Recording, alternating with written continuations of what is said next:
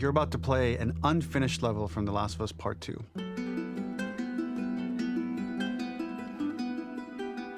The reason we added this section is there are a few sequences, and we picked the 3 of the best ones, that we cut from the game. Often we build a game that's much bigger than what ends up being the final product.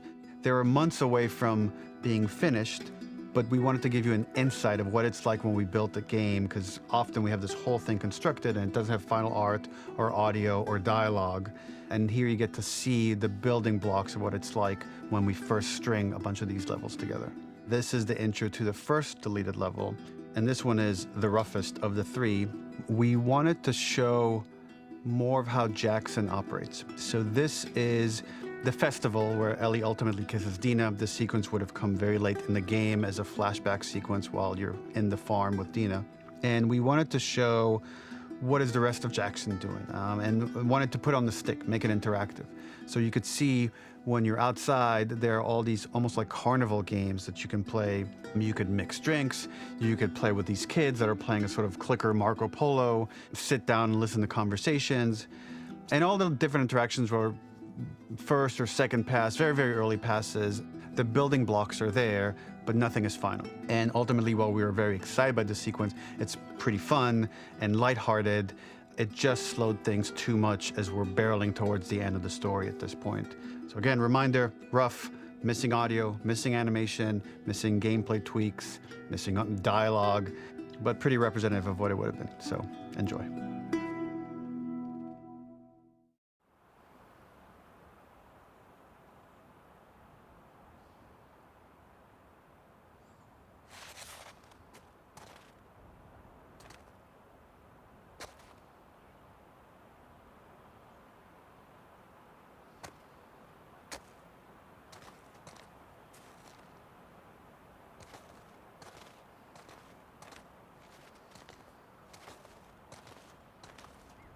Originally, this level was going to transition us to farm. We would go all the way through to the dance, where Ellie and Dina share their first kiss. Then we would play through farm, and when Ellie plays the guitar at night, she would remember the Seth incident. So, the opening for this was a little tricky. We needed it to match at least a little what you might expect emotionally coming from prior beats, because we were already purposefully disorienting you in time and space. Remember, you just came from this huge fight. To jump straight into it would have been a little too jarring. After some back and forth, we rooted it in Ellie's nerves, calling back to her hands shaking in the theater. But this time, for a much more innocuous reason we'll find out later. She's nervous because she has a crush on Dina, who is the only reason why she's here at the dance. Something we really wanted to do was highlight the way their lives had turned upside down since she went down this path. We had this idea of recontextualizing all of our usual gameplay mechanics that were designed for really violent ends. The workbench, door bashes, throwable weapons, and even the infected, which is my personal favorite. Peppered throughout the level are moments of levity or shared history, all the while seeing how happy and mundane they all were before her huge revenge odyssey.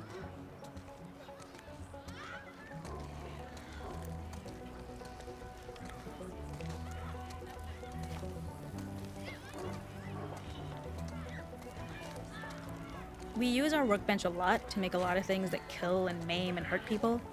Here, we had the silly idea of using the same feel, harkening back to the same animations, using the exact same UI to instead fix a drink. Like the workbench, you could pick your base, and then you could add something to it.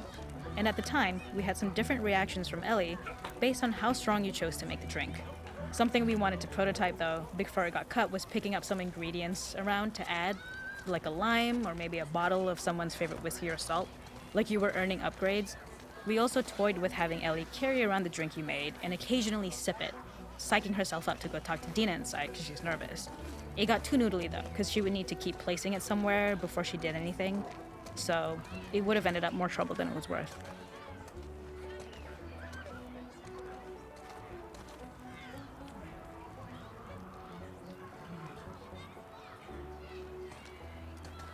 It is not a festival without one of these throwing games.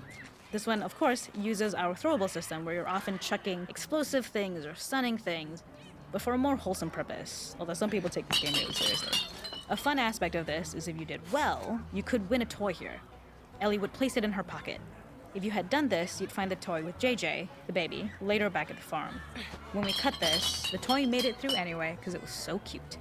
It is the same one you see on the tractor at the farm. Ollie the elephant.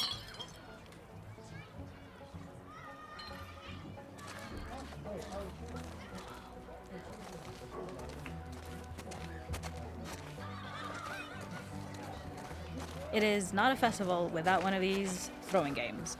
This one, of course, uses our throwable system where you're often chucking explosive things or stunning things, but for a more wholesome purpose, although some people take this game really seriously. A fun aspect of this is if you did well, you could win a toy here. Ellie would place it in her pocket. If you had done this, you'd find the toy with JJ, the baby, later back at the farm. When we cut this, the toy made it through anyway because it was so cute. It is the same one you see on the tractor at the farm. Ollie the elephant.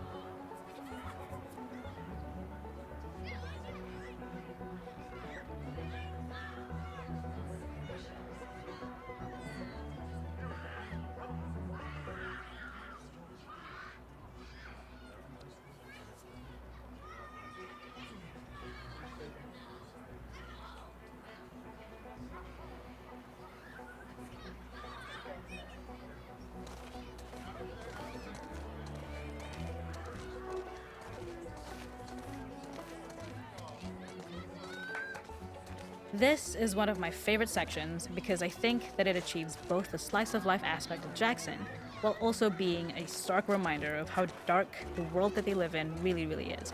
To attract attention and curiosity, one of the kids was supposed to make this adorable, messed up little clicker impression and the others would giggle. We tried a version where if you got close enough, the kid might try and follow you a little before turning back. Since clickers are blind and move by echolocation, for this game of messed up tag, Ellie must close her eyes and listen for when the children give themselves away. The thought was that these kids are in relative safety. They still grow up with the dangers of clickers and runners, and all those lessons would embed themselves in the games that they play. When the festival got cut, they tried to preserve this moment and move it to the front of the game where the snowball fight is, as a tutorial. However, being in the headspace of a clicker doesn't really teach you how to deal with them. Eventually, it evolved, and they instead made the snowball fight, which was, I think, way more effective.